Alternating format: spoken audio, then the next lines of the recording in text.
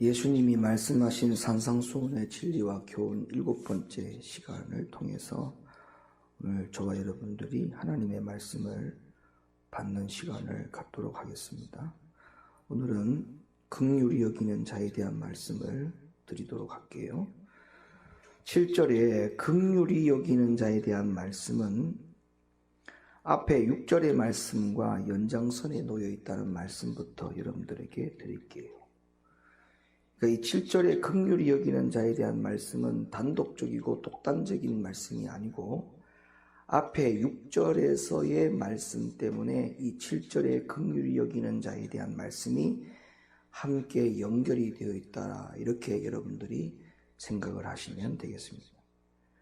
그래서 그 이유가 뭐냐 하면 왜 6절에서 7절이 연결이 되어 있느냐, 그리고 그 이유에 대해서 여러분들이 좀 알아둘 필요가 있는데요. 6절에서 서기관들과 바리새인들의 그 의는 외적인 의라고 제가 분명히 말씀을 드렸죠. 그래서 그들은 10의 1조를 드리고 안식일을 거룩히 지키고 일회 금식을 하고 기타 등등 그들이 하나님 앞에 열심을 다해서 신앙생활한 것에 대해서는 그 누구도 못지않게 정말 두 번째라 하고 하면 서러울 정도로 그들은 굉장한 열심을 품고 의를 쫓아가는 신앙인들이었습니다. 그죠? 그럼에도 불구하고 주님은 서기관들과 바리새인들의 그 의보다 더 낫지 아니하면 결단코 너희들은 천국에 들어갈 수 없다 라고 하는 그 예수님의 말씀부터 시작이 되면서 그것이 바리새인들과 서기관들의 그럼 의는 어떤 의냐? 그러면 그 의를 가지고는 천국에 못 들어간다라고 하는 결론인데 그 의는 무엇이냐라고 하는 것에 우리가 집중을 해야 될 필요가 있다고 말씀을 드렸고, 예수님이 말씀하신 그 의는 바로 앞에서 말씀하셨던 그 의, 그죠? 심령이 가난한 자, 말씀해 보세요 여러분들이. 애통하는 자, 온유한 자, 이 세 가지의 의를 예수님은 말씀하셨다. 그러니까 서기관과 바리새인들에게는 그 의가 없었다. 그래서 외적인 의로움으로 그들은 살아갔기 때문에 자신들은 가장 이 세상에서 의롭다고 여기고 살아왔다는 것입니다. 그래서 그걸 토대로 해서 믿음 신앙생활을 하는 것이 그들에게는 전부다라고 생각을 했어요. 그래서 10의 1조에 목숨을 걸고 안식일을 거룩히 지키는 것에 목숨을 걸고 일에 금식을 하는 것을 목숨을 걸고 모든 일의 행위에 그들은 목숨을 걸고 신앙생활을 했던 것입니다. 그래서 예수님은 이들에게 더 많은 가르침을 가르치기 위해서 7절까지 이어간 거예요. 6절에서 끝을 낼 수가 없었던 겁니다.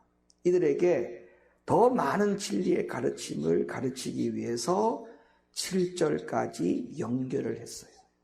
그래서 그 7절의 말씀을 통해서 그 외적인 의로움의 전부라고 생각하는 그들을 향하여서 주님은 더 많은 진리를 가르치기 위해서 이 7절 긍휼히 여기는 자는 복이 있나니 저희가 긍휼히 여김을 받을 것이요 라고 하는 이 말씀에 대하여 주님은 가르치신 것이라고 여러분들에게 그 이유에 대해서 제가 지금 설명을 드리고 있는 것입니다. 자, 일단 바리새인과 세리의 기도에서 예수님이 묘사한 내용을 보시면 정리가 될 겁니다.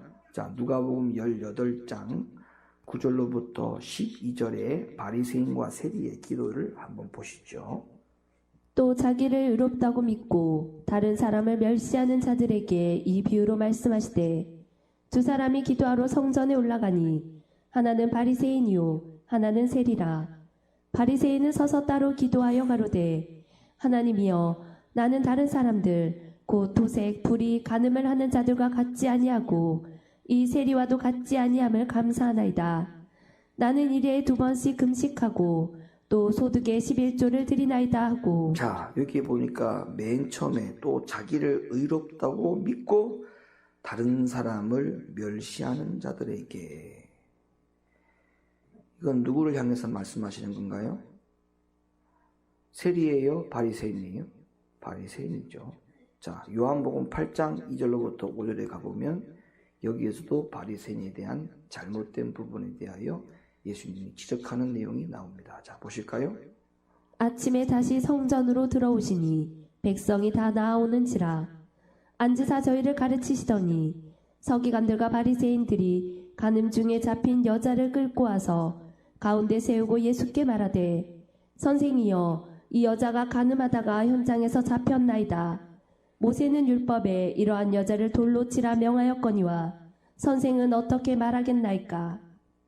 자, 이 말씀들을 보면 바리새인들의 면모가 거의 다 드러나는 것이나 마찬가지입니다. 그래서 예수님은 이런 바리새인들을 향하여서 이렇게 말씀을 하셨어요. 마태복음 23장 23절. 화 있을진저 외식하는 서기관들과 바리새인들이여 너희가 박하와 회양과 근체의 11조를 들이되 율법에 더 중한 바 의와 인과 신은 버렸도다. 그러나 이것도 행하고 저것도 버리지 말아야 할지니라. 마태복음 9장 13절에는요. 너희는 가서 내가 긍휼을 원하고 제사를 원치 아니하노라 하신 뜻이 무엇인지 배우라. 내가 의인을 부르러 온 것이 아니요 죄인을 부르러 왔노라 하시니라. 자, 예수님은 죄인에게 어떻게 하셨는지를 볼까요? 요한복음 8장 7절, 10절과 11절까지 말씀을 봅니다. 저희가 묻기를 맞지 아니하는지라.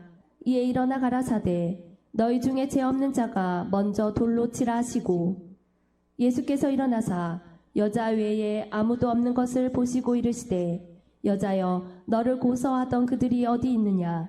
너를 정죄한 자가 없느냐? 대답하되 주여 없나이다. 예수께서 가라사대 나도 너를 정죄하지 아니하노니 가서 다시는 죄를 범치 말라 하시니라. 아멘. 자, 우리는 이 말씀을 통해서 나는 과연 예수님의 편에 서 있는 자인지 바리새인의 편에 서 있는 자인지에 대해서 스스로를 판단을 해야 됩니다. 자, 그렇다면 팔복에서 말씀하시고 있는 오늘 이 본문 7절에서의 이 긍휼, 이 단어에 대해서 어떤 영적인 깊은 의미가 들어있는지에 대해서 우리가 좀 살펴볼 필요가 있는데요.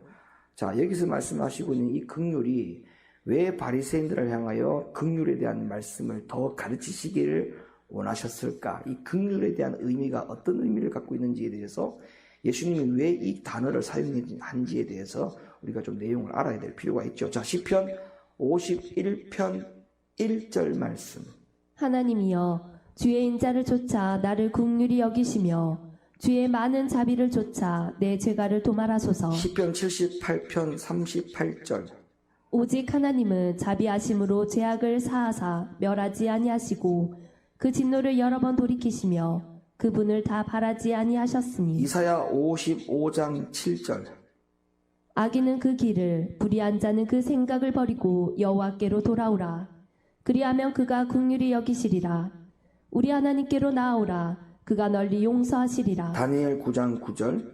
주 우리 하나님께는 긍휼과 사유하심이 있사오니 이는 우리가 주께 배역하였음이오며. 호세아 1장 6절. 고멜이 또 잉태하여 딸을 낳음에 여호와께서 호세아에게 이르시되 그 이름을 로르하마라 하라.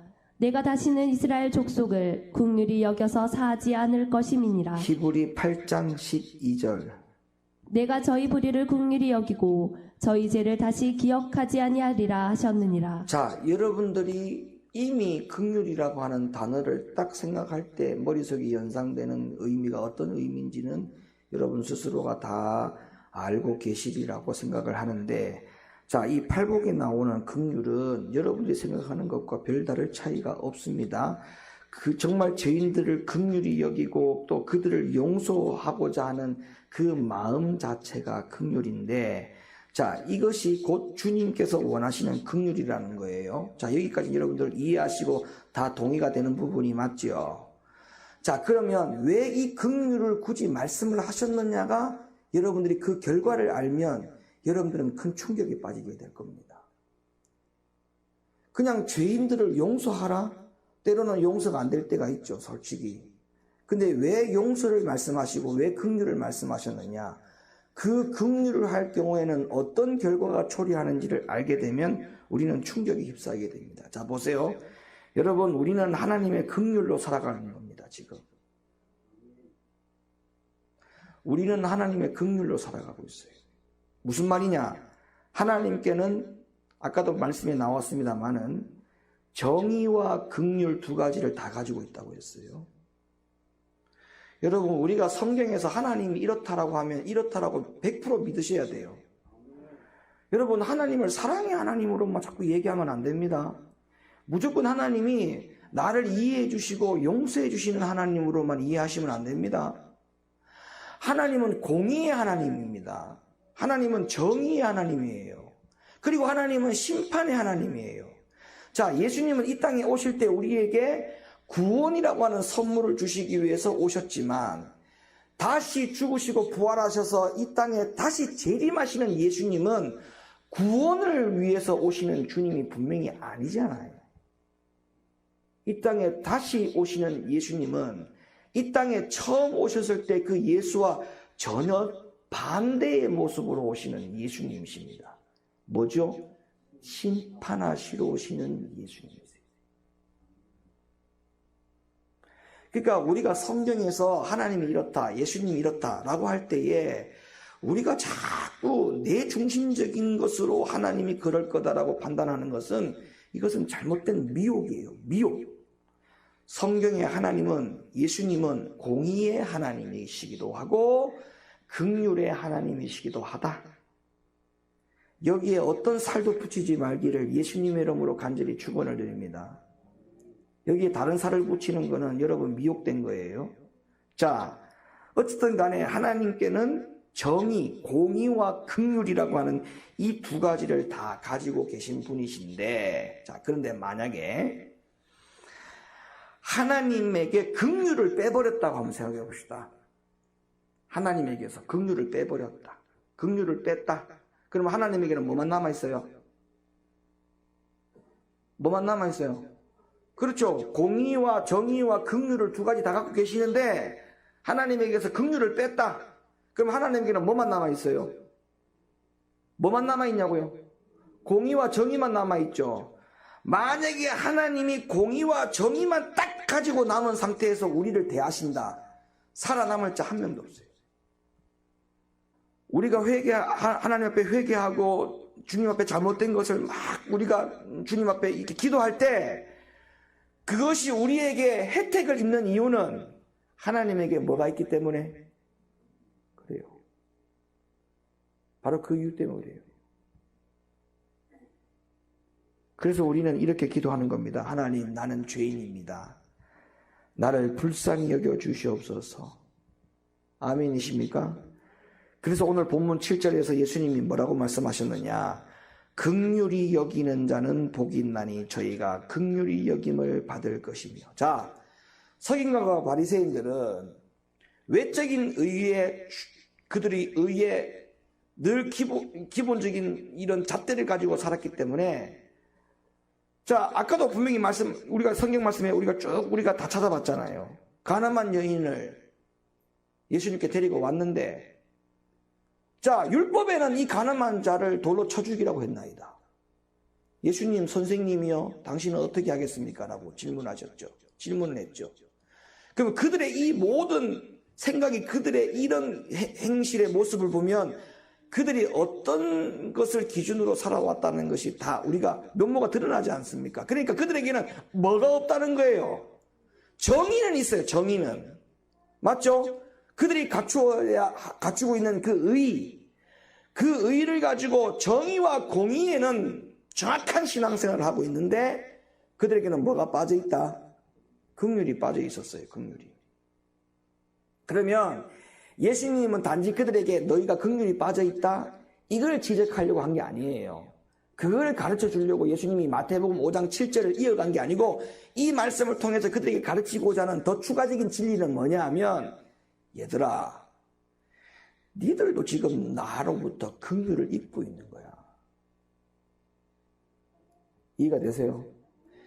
너희들도 사실은 나를 통하여 너희들이 긍휼의 혜택을 입고 있는 거야. 만약에 나도 너희와 같이 긍휼을 빼고 정의와 공의만 앞세운다면 너희들 살아남을 수 있겠니? 그 말씀을 하고 싶었던 거예요.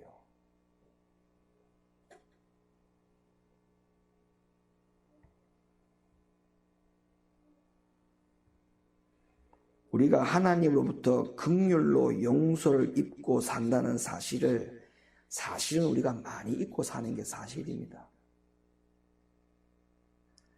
내가 잘나서 사는 것처럼 착각하고 있지만 저 역시도 마찬가지예요. 근데 우리가 정말 깊은 묵상을 해보면 하나님이 지금도 긍휼을 베풀지 않는다면 우리는 살 수가 없어요. 여러분 좀 한번 생각해 보세요. 그 부분에 대해서 진짜. 하루 24시간 가운데에 하나님이 나를 향하여 긍휼을 빼버린다. 여러분 생각만 해도 무섭지 않아요? 긍휼을 빼버린다. 나로 향하여 긍휼을 빼버린다.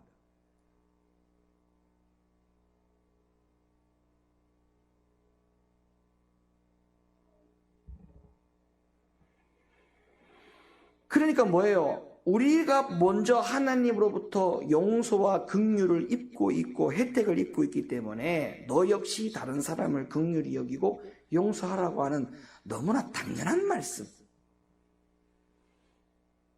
100데나리온의 빚진 자. 성경에 예수님은 예화를 잘 들어 놓으셨잖아요. 네?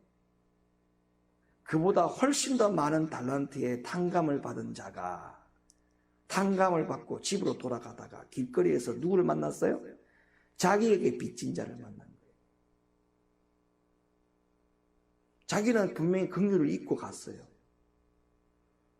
근데 길거리에 가다가 자기가 긍휼을 해줘야 될 대상자를 긍휼을 베풀지 아니하고 그들을 그 벗을 그 친구를 못 살게 굴고 당장 돈을 갚으라고 이야기하니까 그 왕이 그 소식을 알고 모든 탕감을 받은 것을 다 무효화시켰던 그 예화는 우리는 이미 잘 알고 있지 않습니까?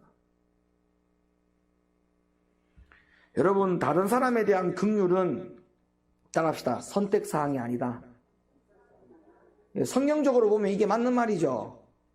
내가 다른 사람을 긍휼히 여긴다. 내가 다른 사람을 용서한다. 이거는 성경적으로 보면 우리가 선택할 수 있는 사항은 아니에요. 왜? 여러분 하나님도 만약에 그러면 우리를 선택적으로 사랑할까요? 아니에요. 무조건적인 사랑이에요. 그래서 우리가 아가페라는 단어를 쓰지 않습니까? 조건 없는 사랑.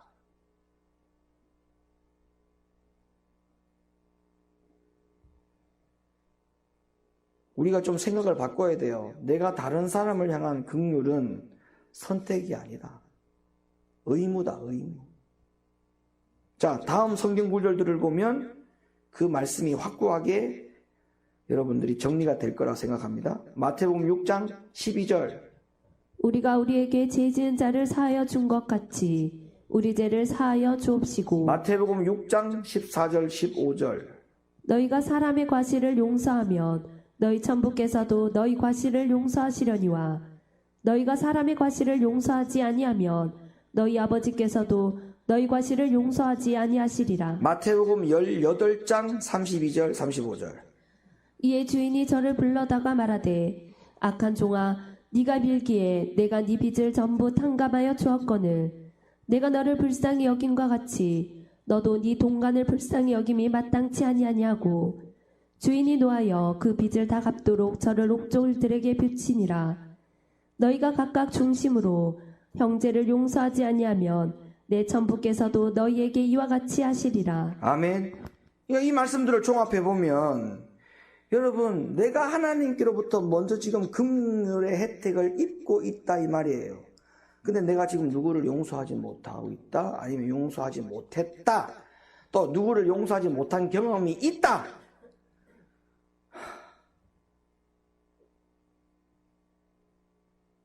그러면 나도 하나님께로부터 긍휼이 취소가 돼요.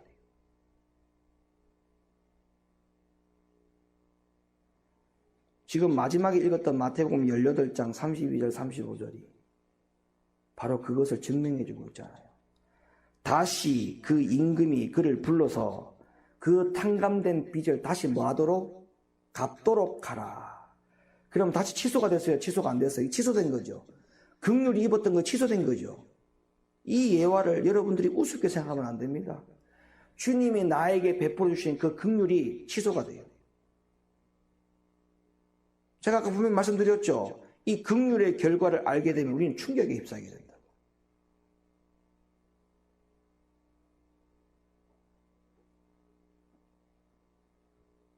하나님께로부터 불쌍히 여김을 받는 모든 조항들이 다 취소가 돼요.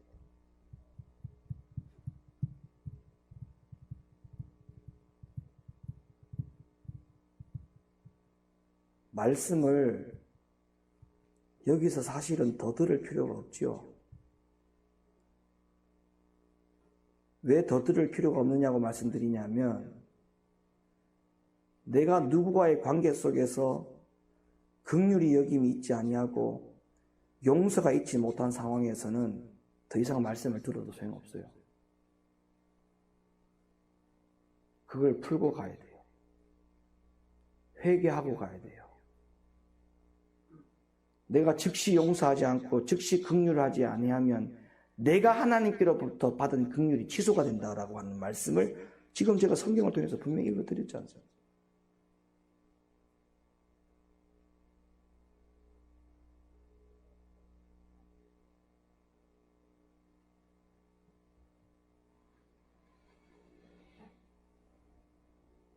내가 하나님께로부터 긍휼을 입고 있는 상황이기 때문에 지금 내가 살고 있는 거예요. 그러면 뭐예요? 그게 취소가 되고 싶지 않죠? 자, 하나님께로부터 긍휼이 취소돼도 상관없다 손들어.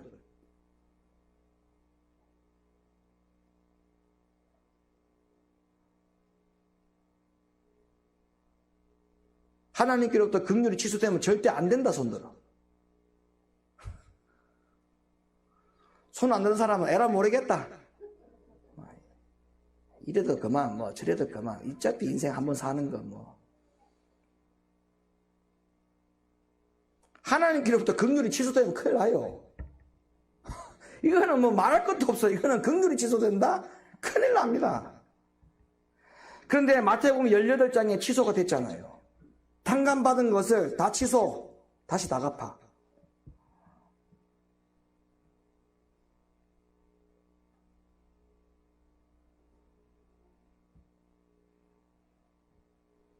저는 긍휼의 결과가 이 한 가지인 줄만 알았어요. 아, 내가 하나님께로부터 긍휼에 대한 혜택이 취소되지 않으려면 나는 무조건 다른 사람을 향해서도 긍휼을 똑같이 베풀어줘야 되겠구나. 이게 선택사항이 아니고 의무사항이구나. 이렇게 마음을 고쳐 먹고 내 신앙생활의 행위가 바뀌면 되겠구나. 나는 이 한 가지 이유인 줄만 알았어요. 근데 저는 한 가지 이유가 더 있다는 사실을 알았어요. 왜 긍휼을 베풀어야 되는지 또 한 가지 이유에 대해서 제가 설명을 드릴게요. 여러분, 하나님께로부터 긍휼을 받는다라고 할 때에 하나님께로부터 긍휼에 대한 결과는 결국 뭐에 대한 긍휼일까요? 우리가. 그렇죠. 맞습니다. 죄에 대한 긍휼이죠. 하나님이 나를 향하여 긍휼을 베푼다라고 할 때 아이고 네가 어떻게 태어날 때 부모를 잘못 만나갖고 야 유전자를 이상하게 받아가지고 키가 작게 태어났냐. 예를 들면 어떻게 그렇게 약골이냐. 주님은 우리의 그런 모습을 보면서 우리에게 하나님이 긍휼을 베푸는 게 아니잖아요.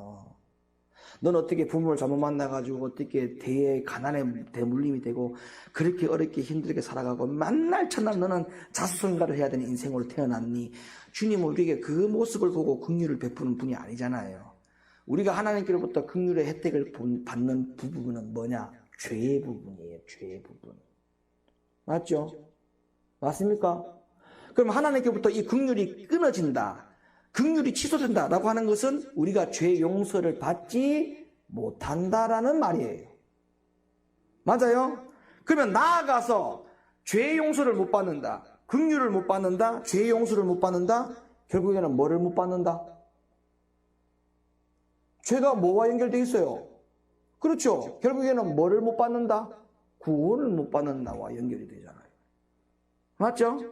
근데 제가 이거를 이야기하려는 게 아니에요. 잘 들으세요. 지금부터 하는 설명을. 자, 디모데후서 1장 16절과 18절 말씀을 봅니다. 원컨대 주께서 오네시보로의 집에 긍휼을 베푸시옵소서. 저가 나를 자주 유쾌케 하고 나의 사슬에 매인 것을 부끄러워 아니하여 원컨대 주께서 저로 하여금 그날의 주의 긍휼을 얻게 하여 주옵소서. 또 저가 에베소에서 얼마큼 나를 섬긴 것을 네가 잘 아느니라. 유다서 1장 21절. 하나님의 사랑 안에서 자기를 지키며 영생에 이르도록 우리 주 예수 그리스도의 긍휼을 기다리라. 그러니까 이 말씀들이 전부 다 하나님의 긍휼이 구원과 연결되어 있고 영생과 연결되어 있다라고 하는 것을 제가 말씀을 드리고 있는 거예요. 성경을 찾아드리는 거예요. 야고보서 2장 12절 13절. 너희는 자유의 율법대로 심판받을 자처럼 말도 하고 행하기도 하라. 긍휼을 행하지 아니하는 자에게는 긍휼 없는 심판이 있으리라. 긍휼은 심판을 이기고 자랑하느니라. 자, 그러니까 하나님께로부터 긍휼을 입고 있는 나 자신이 긍휼이 끊어진다라고 하는 것은 죄 용서가 끊어진다는 것이고, 죄 용서가 끊어진다는 말은 다시 구원이 취소된다는 말과 연결이 되는 것인데, 우리는 아까 지금 첫 번째 내가 하나님께로부터 받는 긍휼이 있기 때문에 내가 다른 사람을 긍휼을 하지 아니하면 그 긍휼이 취소된다라고 하는 부분에서 내가 마지막까지 정리를 다 해드렸어요. 여기까지. 자, 이해가 됐어요?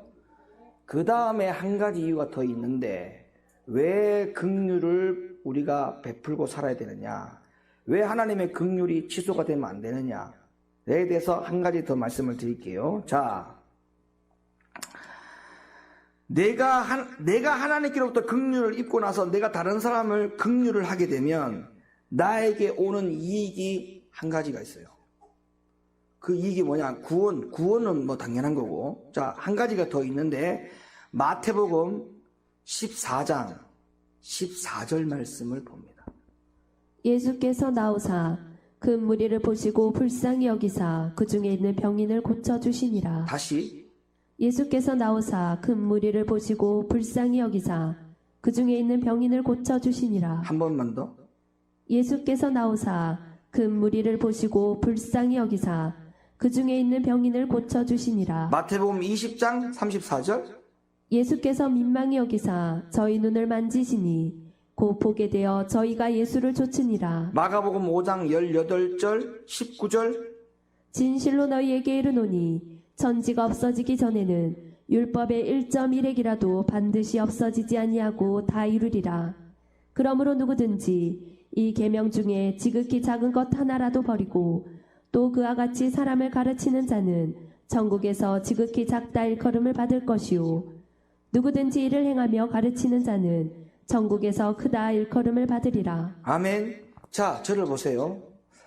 여러분들이 누구를 긍휼을 베풀고 누구를 향하여 긍휼히 여기는 마음이 계속적으로 여러분들이 그 권리와 의무를 다할 때 그것이 어디와 연결이 되느냐 하면, 용서하는 것이, 긍휼을 여기는 것이 치유의 역사에 영향을 줍니다. 치유의 역사.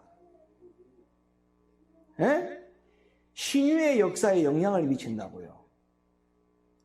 여러분, 이 말은 다시 다르게 말하면요, 내가 누구를 자꾸 용서하지 못하고 긍휼히 여기지 못하면 자기 몸이 자꾸 아파.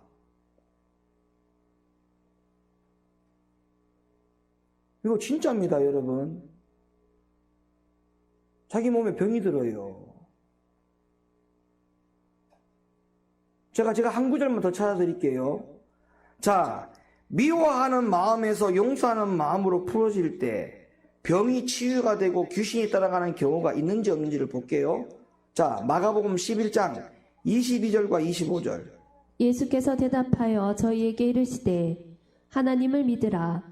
내가 진실로 너희에게 이르노니 누구든지 이 산더러 들려 바다에 던지우라 하며 그 말하는 것이 이룰 줄 믿고 마음에 의심치 아니하며 그대로 되리라. 그러므로 내가 너희에게 말하노니 무엇이든지 기도하고 구하는 것은 받은 줄로 믿으라. 그리하면 너희에게 그대로 되리라.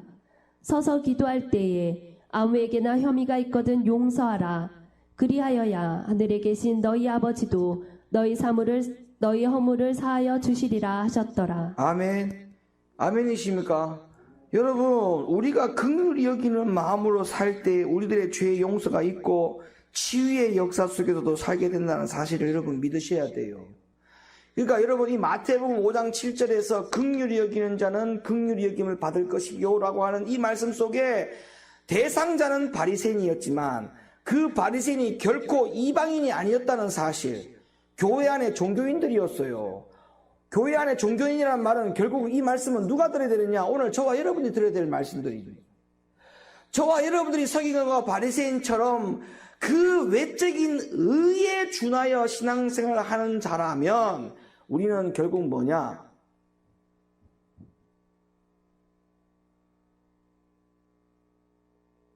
하나님께로부터 긍휼이 취소될 수 있는 대상자에 포함이 된다는 거예요. 대상자. 하나님께로부터 긍휼의 취소를 받는 대상자. 그래서 우리도 하나님 앞에 긍휼을 입고 있기 때문에 나도 역시 다른 사람을 긍휼을 베푸는 것은 너무나 당연하다. 이게 의무다.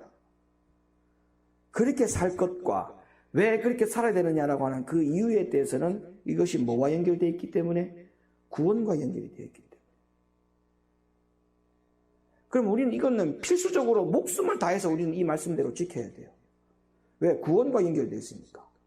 그리고 또 하나 우리에게 긍휼이 우리에게 주는 교훈이 하나 더 있는데, 유익이 하나 더 있는데, 그것은 바로 치유의 역사가 나타난다. 여러분들 중에 누군가 다른 사람이 아파서 기도를 받기를 원한다고 해서 기도를 해주려거든 먼저 그 영혼을 불쌍히 여기는 마음을 가지고 기도해 주세요. 그리고 내가 하나님께로부터 엄청난 죄의 용서를 받았다라고 하는 것을 인지하고 내가 이만큼 받았던 그 긍휼함이 이 영혼에게도 하나님 그 긍휼함이 미치기를 원합니다라고 하는 마음으로 간절하게 기도해 주세요. 그러면 치유의 역사가 나타나요. 그런데 놀라운 사실은 내가 몸이 아파. 남을 위해서 기도해 줄 상황이 아니야 지금.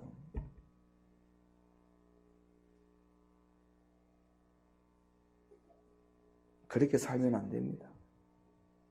그래서 6절과 7절은 연결된 거예요. 아시겠죠?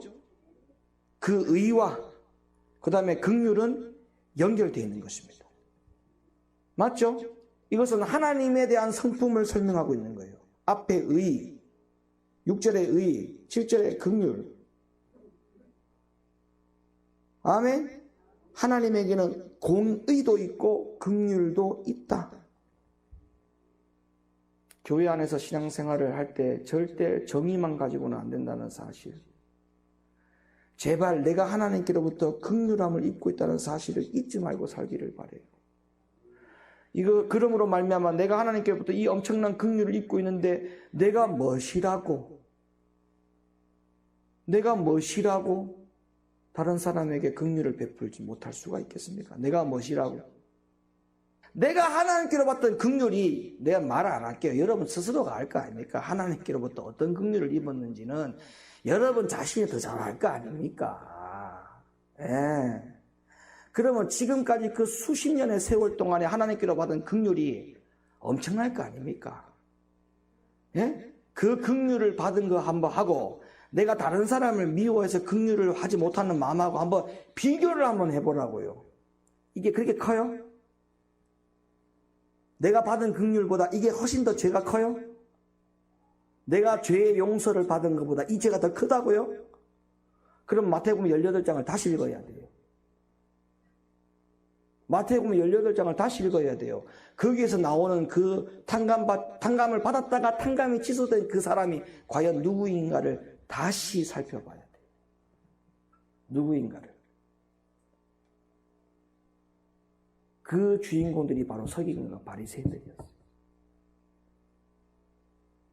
여전히 안식일을 잘 지켰고 11조를 잘하고 모든 예배의 행위에 흠과 티가 보이지 않았던 그들이었어요.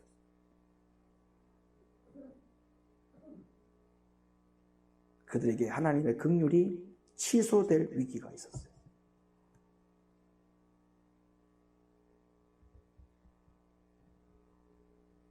긍휼히 여기는 마음으로 살기를 예수님의 이름으로 간절히 축원을 드립니다.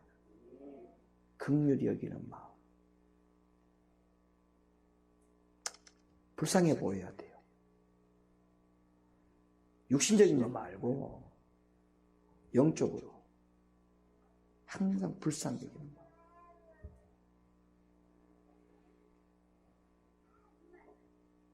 그래서 6절과 7절은 하나의 구절이다. 이렇게 이해가 되셨어요? 이해가 되셨어요? 예, 그러면 됐어요. 예, 그러면 됐어요. 그래서 우리 높은들교회 성도 여러분들은 정말 이 6절과 7절의 이 두 가지를 다 겸비하여 사는 팔복의 사람이 되기를 예수님의 이름으로 간절히 축원을 드립니다.